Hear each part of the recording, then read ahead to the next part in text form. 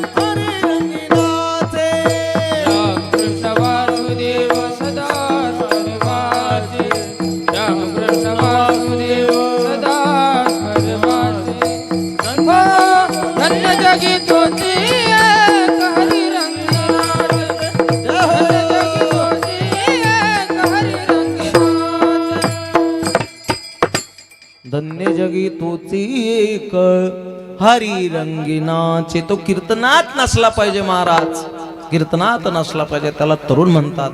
नाहीतर आजकाल आता हा डिसेंबर महिना नाही का, डिसेंबर महिना म्हटलं की 31 डिसेंबर आल्याशिवाय राहत नाही. 31 डिसेंबर साजरा केल्याशिवाय जमतच नाही नाही का. आणि 31 डिसेंबर काही तो का घरी बनवल्या जातो का कोजागिरीचं दूध घोटल्या जाते का? नाही नाही, तो ढाब्यावर बनवतात. पण ढाब्यावर बनवल्या महाराज म्हणतात व्यसनाच्या आधीन आजचा तरुण गेलेला आहे. बघा एका ठिकाणी तसंच झालं. किती व्यसन आहे. 31 डिसेंबर होता, मैफिल बसलेली होती. एक मित्र त्याच्या मित्राला म्हटला अरे जमलं नाही याचं 31 डिसेंबर साजरा करायचा, चांगला जोरदार करायचा आहे. तुझ्या घरी बोकड आहे म्हणे, ते घेऊन ये. तिन्ही चारही लोक गेले बोकड आणण्यासाठी. नशेमध्ये धुवून आवाज दिला पत्नीला, शांते शांताबाई रात्री झोपेल, शांताबाई झोपेल. शांताबाई घोरू राहिली बिचारी. यायनं काहीच विचार केला नाही. यायनं उचलली चालले गेले घेऊन. तेवढ्यामध्ये बाई उठली. बाई आवाज देव थांबावं व थांबावं व थांबावं. थांबली नाही, निघून गेले. 31 डिसेंबर साजरा केला आणि सकाळी आला. सकाळी जसा उतरली 90 तसा दारामध्ये याला पाहिलं तर काय बोकड जसाचा तसाच, उभाचा उभा बोकड, जिवंत बोकड. तर पाहिलं रे म्हणे आपण रात्री तो बोकड नेला, मग हा जिवंत झाला कसा. बाईला आवाज दिला म्हणे शांते ये इकडे. शांताबाई बाहेर आली. मग म्हणे का हो काय म्हणतात का ग म्हणे रात्री बोकड नेला होता ना, हा परत कसा काय आला. व म्हणे मी तुम्हाला तेच तर म्हणू व थांबावं थांबावं, ते कुत्र कुकडे घेऊन चालले. हा कुत्र कुकडे घेऊन चालले. कुत्र्याचीच पार्टी केली महाराज. आजचा तरुण महाराज. फार मोठी परिस्थिती बिकट झाली, परिस्थिती बिकट झाली. असे तरुण मिळत नाही. असे पोरं तुमच्या गावातले तुमच्या नगरातले मुलं फार मोठे हुशार आहे. आता कोण्या कोण्या ठिकाणी आम्ही कीर्तनाला जातो. एक पोरग तर पडत पडत आलं, याच्या एवढं होतं, याच्या एवढं होतं. ते पोरग म्हणे बाबा बाबा बाबा पाया पडू द्या म्हणे. बाबा पोरग पाया पडायला आलं, धोत्राले शंभर पुसलं चाललं गेलं. डबल आलंच नाही. पोर आहे हो, पण तुमच्या गावातले पोरं हुशार आहे, पोरं हुशार आहे. असे मुलं भेटत नाही. नाही तर कोण्या कोण्या ठिकाणी आम्ही पाहतो, आम्ही चाला पुढे तो पोरग काष्टावरती मागून पुढे, आम्ही चाला पुढे पोरग काष्टावरती मागून. पण तरुण आहे, आवड आहे, कीर्तनाची आवड आहे. महाराज म्हणतात अरे तसाच तो भगवान परमात्मा त्या भक्तासाठी अनेक कृपा करतो, अनेक कृपा करतो. त्याला परमार्थामध्ये दीन झालेले भक्त आवडतात. असे दीन भक्त कोणते आहे. 7 वर्षाच्या अगोदर गाणं गाजलं पंढरपुरामध्ये. कोणतं गाणं. एका वेश्येची मुलगी भक्ती करुणी धन्य झाली, कानोपात्राला देवाने मंदिरात जागा दिली, मंदिरात जागा दिली. ती कोण होती. कानोपात्रा होती. ती वेश्येची मुलगी होती, वेश्येची मुलगी. ज्या वेळेला तिला कळालं अरे मी पणाची निवृत्ती व्हावी म्हणून पहिला निवृत्ती आहे, निवृत्ती निवृत्ती झाल्याशिवाय ज्ञान प्राप्त होत नाही म्हणून दुसरे ज्ञान देव आहे. एकदा का ज्ञान प्राप्त झालं रे झालं की जीवनाचा मार्ग सोपा होतो म्हणून तिसरे सोपान आहे. एकदा का जीवनाचा मार्ग सोपा झाला रे झाला की आत्मा मुक्त होतो. असे मुक्ताबाई या चारी भावंडाचं दर्शन ज्या वेळेला मुक्ताबाईला कानोपात्रेला झालं. कानोपात्रा एवढी दिसायला स्वरूपा नाही दादा, किती स्वरूपवान आहे दिसायला. तिनं पान खाल्लं तर तिच्या कंठातून दिसेल एवढी स्वरूपवान दिसायला कानोपात्रा आहे. कानोपात्रेनं लगेच संतांच्या चरणावरती दंडवत घातला. श्री संतांची माता चरणावरी साष्टांग करी दंडवत. आणि माऊलीच्या चरणाला कवटाळू कवटाळू रडायला लागली. माऊली मी ऐकलाय. काय ऐकलाय? रेड्यामुखे वेद बोलविला, गर्भध्वजाचा हरविला, शांती प्रगटला ज्ञानोबा माझा. आल्यानोबा ज्ञानोबा माझा, ज्ञानोबा ज्ञानोबा माझा. साधकाचा माय बाप दरुशनी हरली ताप, साधकाचा माय बाप दरुशनी हरली ताप.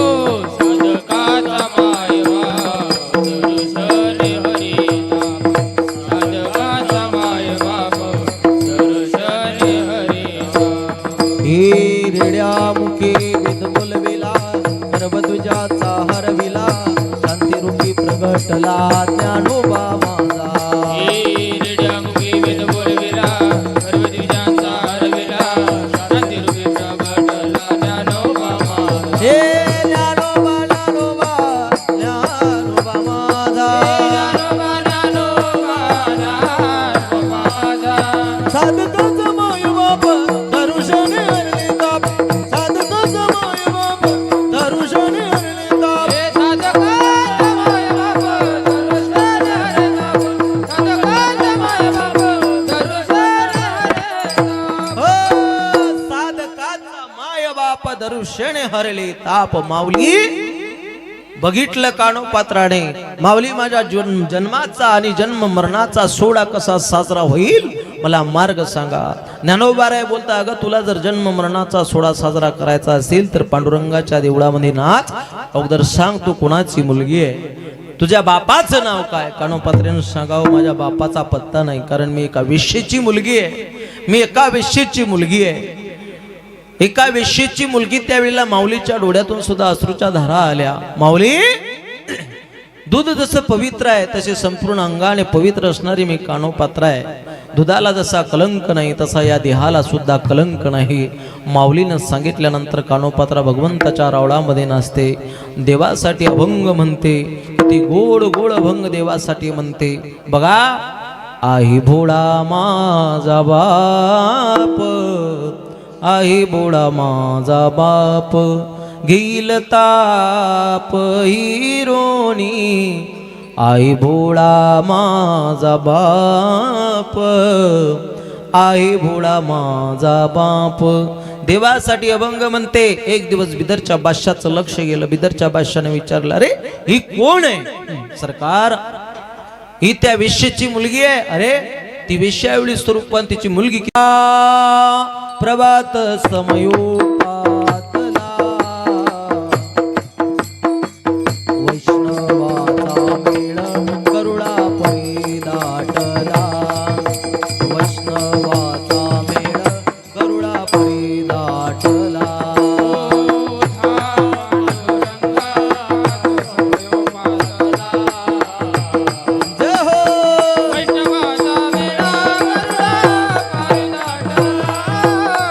वैष्णवाचा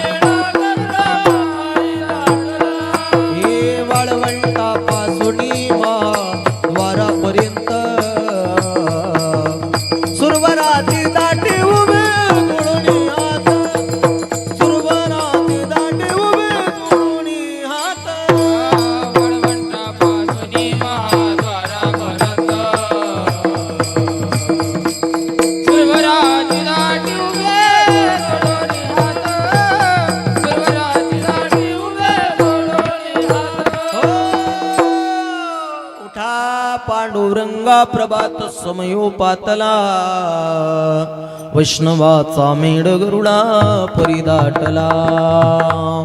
एका बळव्यानं बघितलंय महाराजी आपलं मंदिर अपवित्र झालं. काय झालं? अरे ही वेश्येची मुलगी कानोपात्रा देवाच्या जवळ पडलेली आहे, मरण पावली. त्यावेळेला बडव्याने सांगितलं जा तिच्या देहाला अग्नी द्या. कुठं? चंद्रभागेच्या वाळवंटामध्ये. चंद्रभागेच्या वाळवंटामध्ये तिच्या देहाला अग्नी द्या. त्यावेळेला अनंत शास्त्रींनी सांगितलं खबरदार तिच्या देहाला हात लावू नका. अरे जिनं भगवंताच्या चरणापाशी प्राण समर्पण केला तिचा अधिकार केवढा असेल.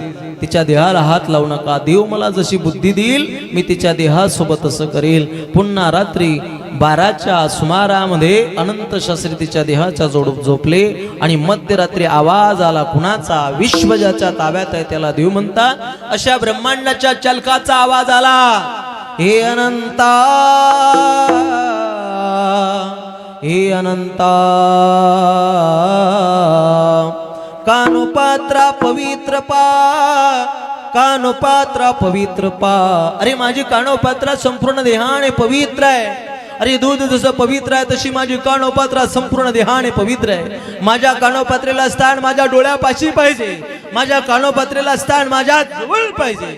हे सांगणारा जगाचा मालक आहे. जो विटेवरती उभा आहे, कटेवरती हात आहे, तो जगाचा बाप आहे. त्या जगाच्या बापानं अनंत शास्त्रीला सांगावं. अनंत शास्त्रींनी लगेच भगवान परमात्म्याला सांगितलं प्रभू तुमची इच्छा. भगवंताची दिव्य शक्ती बाहेर निघाली आणि कानोपात्रेच्या प्रेताचे बीज तयार झाले. माय बाप बीज तयार झाले. कानोपात्रेचे बीज अनंत शास्त्रीने हातात घ्यावी आणि खडकामध्ये टाकावी.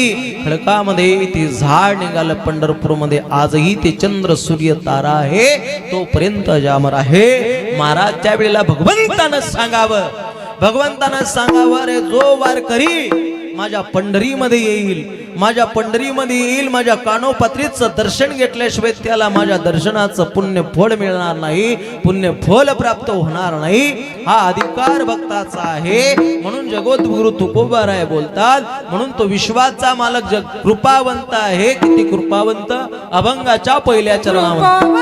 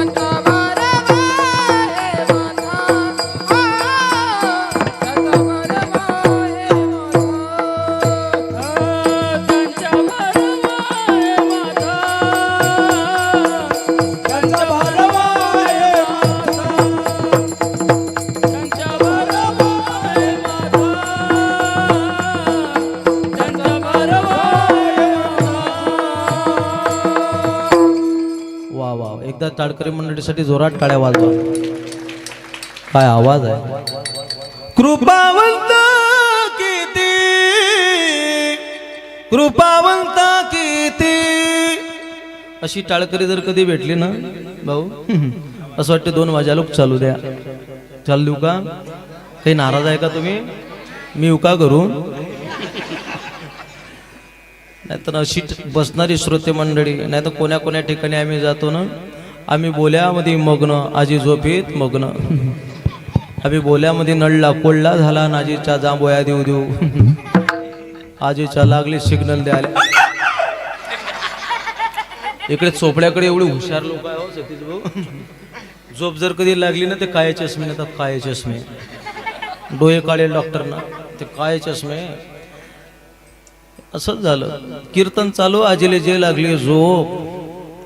कीर्तन झालं, सगळा मंडप घरी गेला. सगळा मंडप घरी गेला ना, आजी एकटीच ओठ्यावर बसेल 1.5 क्विंटलची. एका दिवशी चोर शिरले आजीच्या घरात. दोघी चोरायले अशा बग्गलमध्ये दाबले आणि त्याच्या छातळल्यावर बसले खात. तो चोर म्हणे उठवा आजी, उठवा आजी. कशी उठव रे म्हणे. नातवाला सांगले म्हणे पप्प्या पप्प्या पप्प्या पप्प्या पप्प्या जाय म्हणे, पोलीस आले आण बोलून. पप्प्या बाहेर गेला. आजी म्हणे काय पाहतो रे हिरव्या तोंडाच्या. आजी व म्हणे माझी चप्पल दिसत नाही.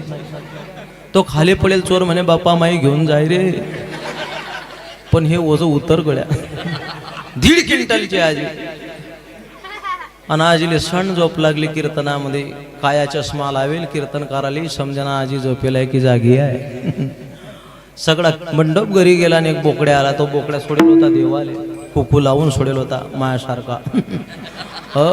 कुकू लावून सोडेल होता. आणि तो मंडपात आला रात्री 11:30 वाजता. बोकड्या त्यानं पाहिलं गड्या आजीचं टक्कर. आजीच्या मारणं चालूच आहे. तो बोकड्या आला आणि त्या बोकड्यानं पाहिलं म्हणे अरे बोकडा पुढे गेला. आजीने पाहिलं असं करतो बोकड. बोकडलं असं वाटलं आजी काय टक्कर घेते का आपल्याशी. बोकड्या गेला पुढे. जे टक्कर मारली आजीले, एका टक्कर मध्ये आजीले लंबीच. हो कीर्तनात झोपून काही काही लोक काही भागामध्ये त्या विदर्भाकडे गेलो कीर्तनाला परत वाड्याकडे. एका आजीले तलप लागली दात घासाची. दात घासाची. काही लोकांना ते मिस्त्री लावायची सवय असते पुरुष मंडळी. कीर्तन चालू. आजीनं कंबर म्हणली पिशवी काढली, तिच्यातला तपकीरचा डब्बा काढला, घोडा शाप. लागली कीर्तनात दात घासाले. कीर्तनात दात घासाले लागली. कीर्तन झाल्यावर माझ्याजवळ आली. म्हणे मोठं कीर्तन केलं रे म्हणे. मोठं कीर्तन मोठं कीर्तन केलं म्हणे. हाय म्हणे उंडळल्या तोंडाचा आपण मोठं.